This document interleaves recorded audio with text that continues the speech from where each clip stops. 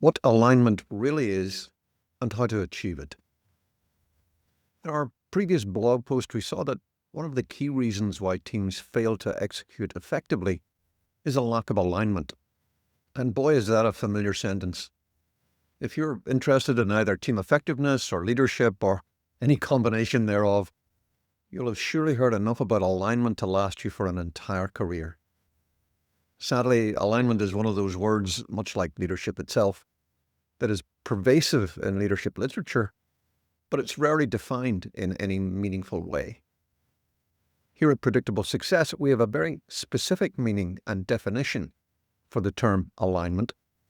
I'll explain in a later post why we give it a capital A. And it's this.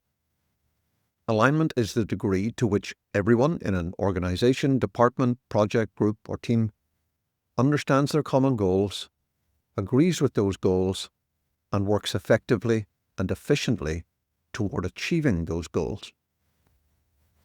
Note the three parts to this definition. It's not enough merely to have common goals and point your team at them.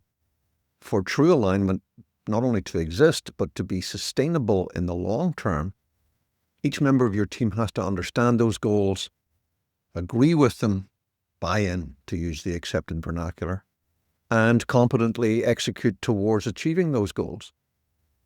Here's what that looks like visually, and I've added the appropriate image below.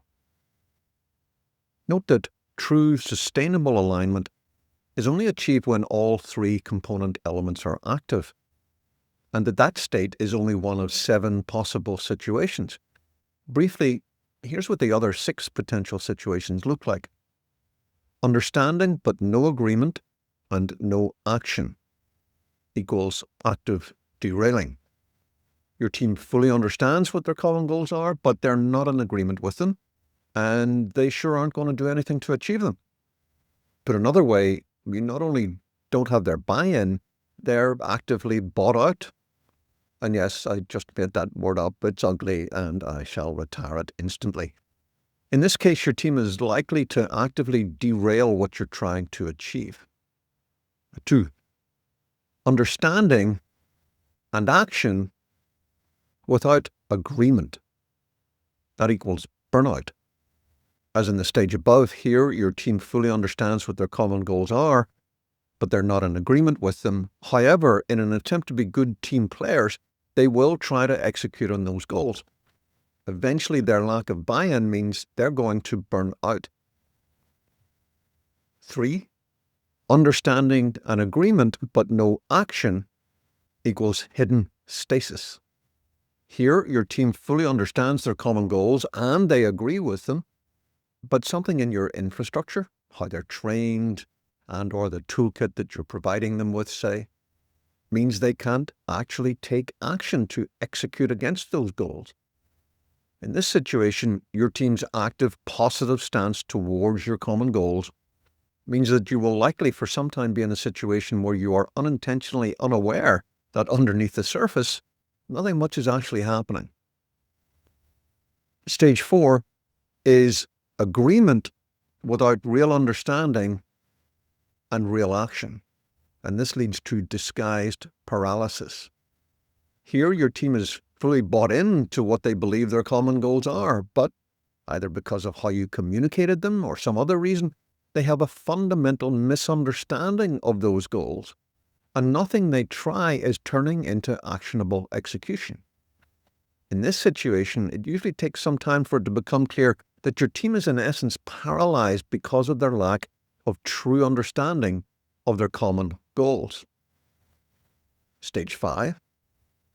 Agreement and action without understanding. That leads to busy work. In this much more damaging variation of the previous situation, the team has created busy work, which will extend the period of time before it becomes clear that they haven't truly grasped a true understanding of their common goals. Stage 6. Action without understanding or agreement equals chaos. Here, your team hasn't fully understood what their common goals are, and again, this may well be because those goals were not effectively communicated to them, and what they believe they have understood they don't agree with. Nonetheless, they're going to continue to do something rather than appear ineffective. Eventually, this will lead to chaos as the volume of unaligned activity grows over time. In later posts, we'll take a look at the most common ways to pull alignment together whenever it has morphed into one of the non-optimal stages above. But in the meantime, what about you? What stage of alignment do you think your team is in? Let me know in the comments below.